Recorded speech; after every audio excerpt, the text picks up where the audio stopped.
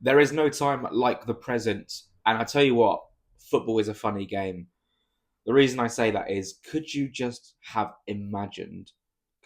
just imagined the reaction from the Fulham fans if that game yesterday, in the manner it went, finished Brighton 1, Fulham nil?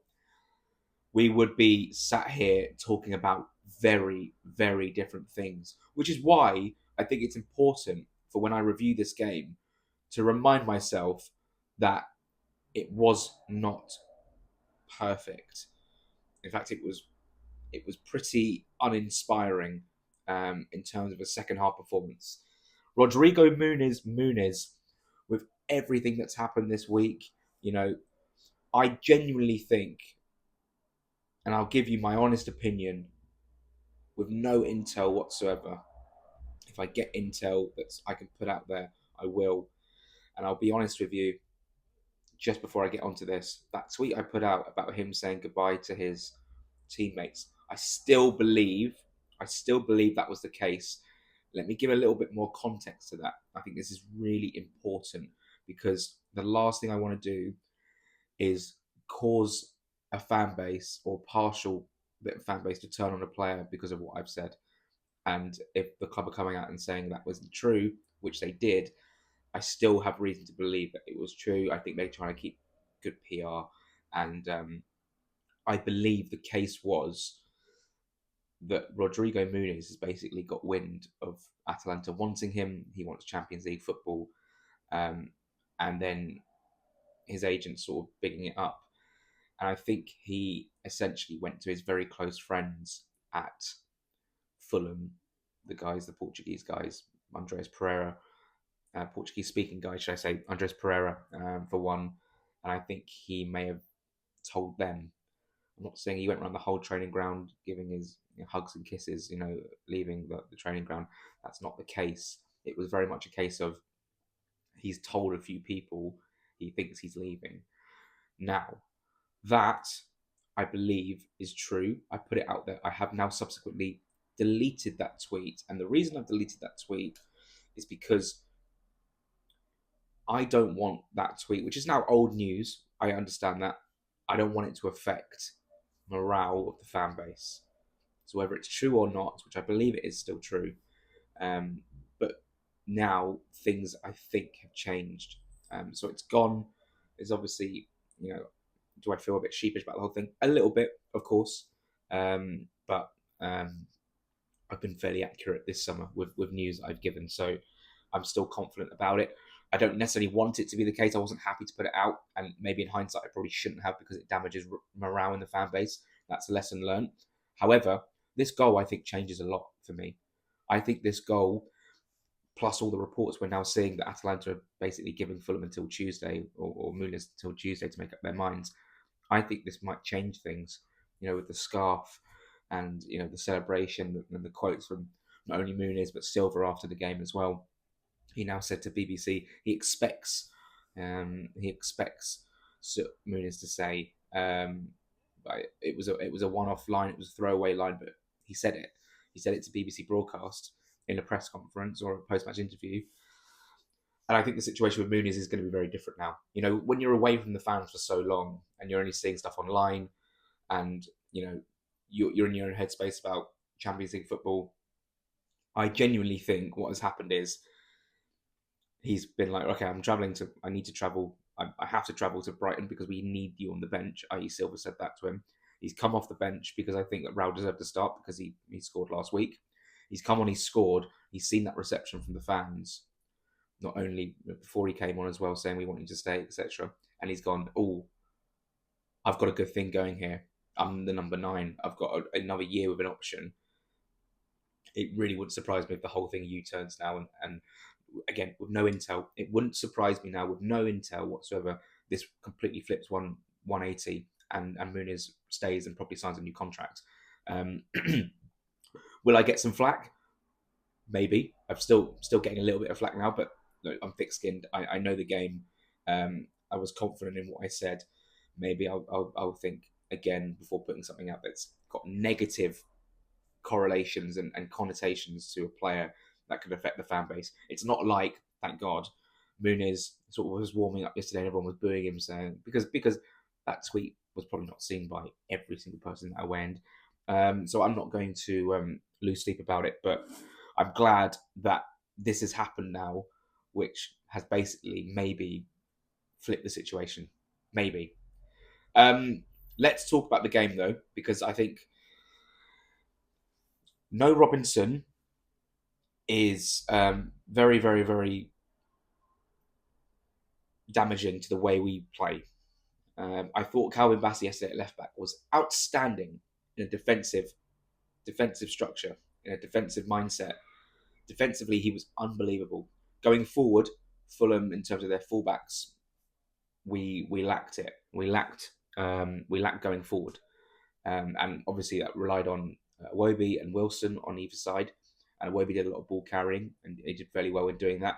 But what Fulham do so well is attack down the left hand side. Their strongest asset is having Robinson flying down as an overlapping run for Iwobi or whoever's on the left hand side. He then puts crosses in. He then gets back because he's got the pace to do it, and he's like an athlete up and down. We missed that terribly, and we'll miss that going forward until Robinson's back. I thought Josh King started brilliantly. He looked like the livest player on the pitch, and then Belieber started crashing into him. I was obviously getting annoyed. I think the Fulham fans were getting annoyed. The referee, who was the same ref as we had last season at the AMEX, I thought didn't have a consistent handle on the game.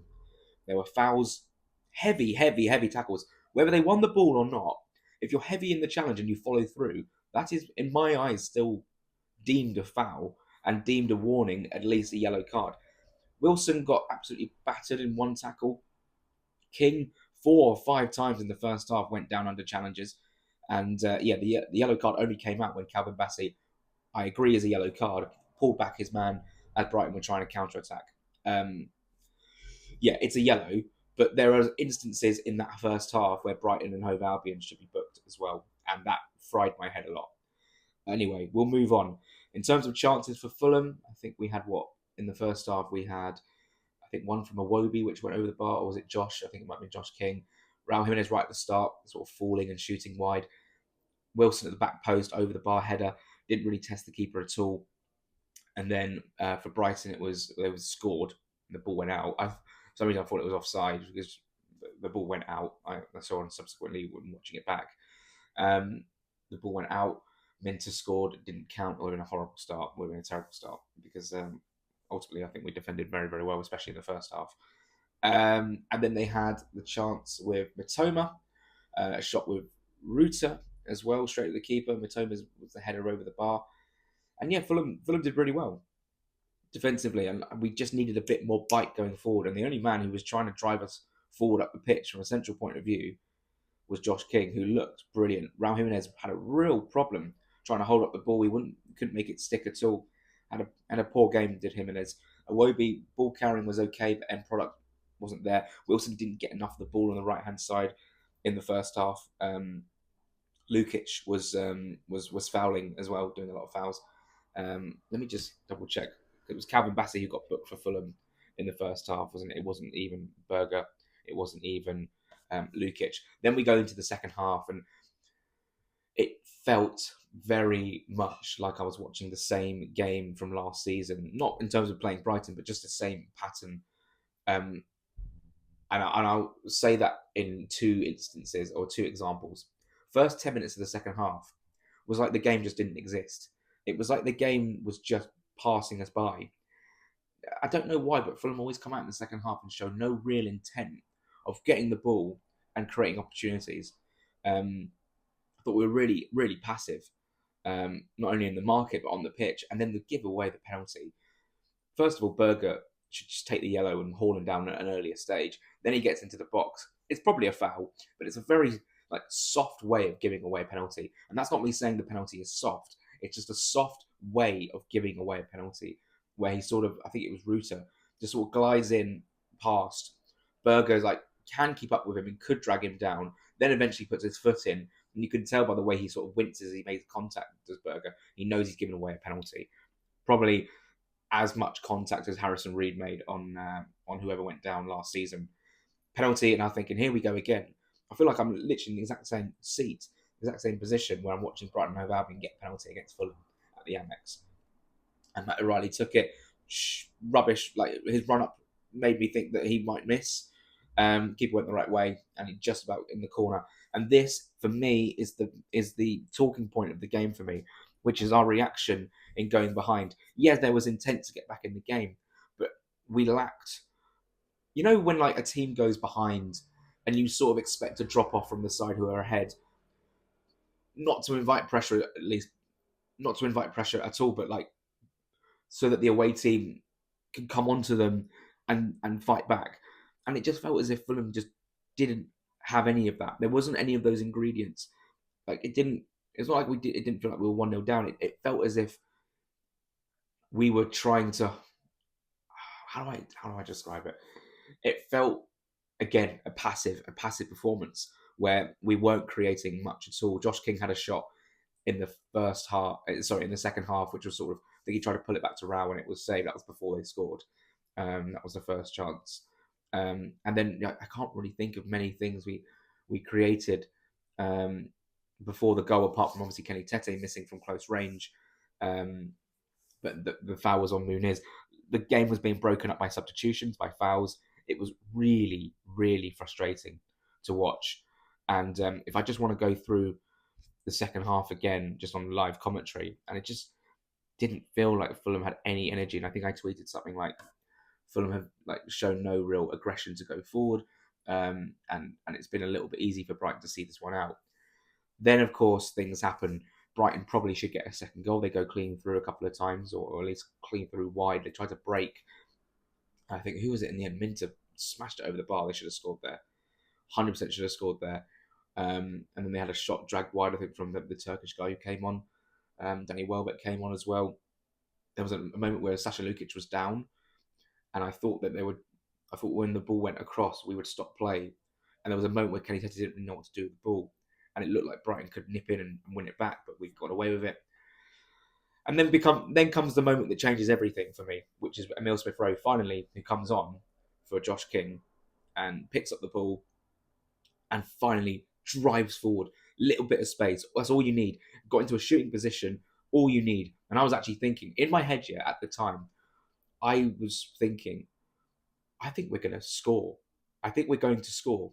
And that didn't necessarily, I didn't mean the corner that led to Muniz's goal, but it was that Smith-Rowe chance. It was within that split 4 or 5 seconds where Brighton had missed all these chances to go 2 up, and Fulham had nothing in the second half. And I was like, I think we're going to nick a point here. And I was like, basically when Smith-Rowe was about to shoot, I was like, this is going in. Deflects wide, and I'm thinking, oh God, corner. We've got to make use of it. Harry Wilson on corners compared to Andreas Pereira. Wowzers trousers, just creates so much more. Well,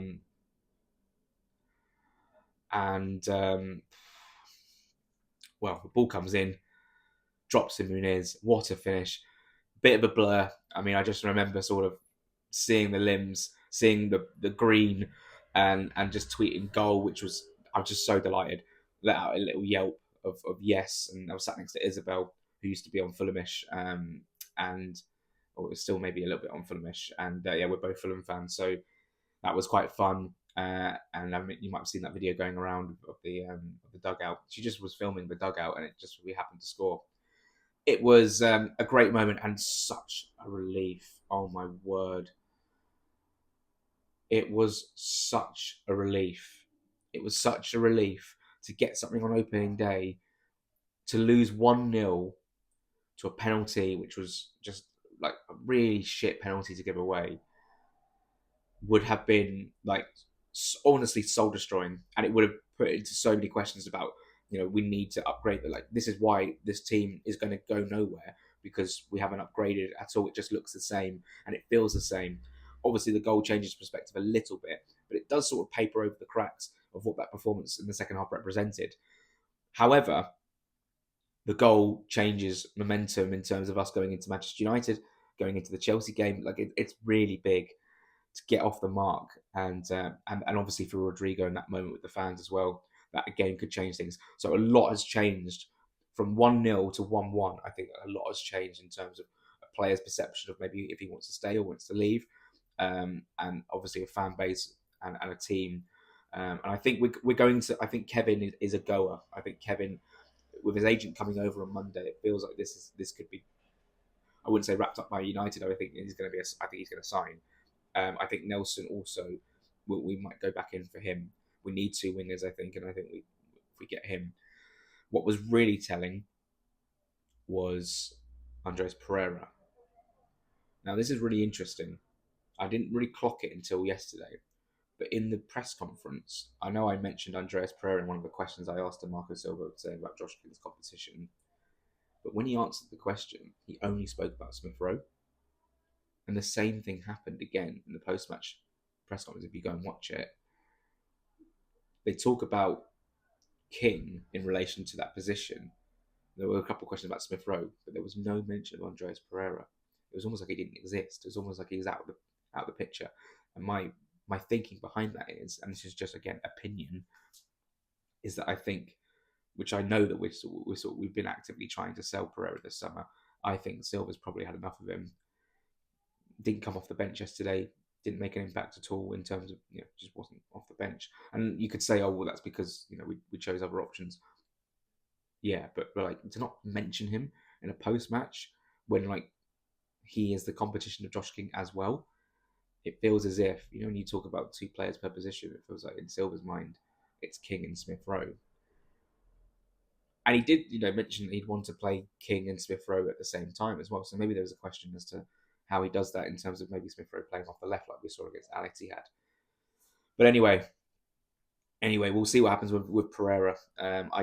If someone put a gun to my head and said, do you think he'll be here by September the 1st or September the 2nd, whenever the deadline is, I'll say no, I think he'll go. I think he'll go. Great point. Like honestly, a point that feels like a win, if anything. I really enjoyed watching it back on Match of the Day. I really enjoyed my brother's take on the game because he was obviously in the away end and had a great time. And yeah, Fulham are back. It feels good to be back. A 1-0 defeat would have literally sent my head to Mars. I would have been so. I think the fan base would have absolutely lost their heads at the manner in which we would have lost that game. But we didn't. So it was all hypothetical. That's been a long review, and I think it's a long review because there was quite a lot to the game, and I think there was a lot of context and a lot of consequences from that game. Rodrigo Muniz, look, I want Muniz to stay more than anything. I don't want him to go. I don't want him to go so that I'm proved to be right. I want him to stay because things change in football so quickly, right? I had a conversation with someone about this the other day. What I tweeted may have been correct, but things still change in football. That could have changed everything. That goal. That could have changed everything. And I think it may. I genuinely think, but based on opinion, he's going to stay now, which is great news because it means we don't have to get two strikers. If we get Taremi as a third striker, someone said, oh, this is on Marco because we're trying to get Taremi. And like, what does that say about Muniz? No, it's a third striker. We've always needed a third striker. Anyway, I'm very excited to watch a full day of football. The game starts in 20 minutes between Southampton and Ipswich, I think, at Portman Road. So looking forward to that immensely. Thank you so much for watching. This has been quite a long review, but I think a fruitful review. And we'll be back. Like I say, it's not daily Fulham content. It might take obviously it's a long week up until the Man United game. I'll work out a content structure for the week. Thank you so much for watching. And come on, Fulham.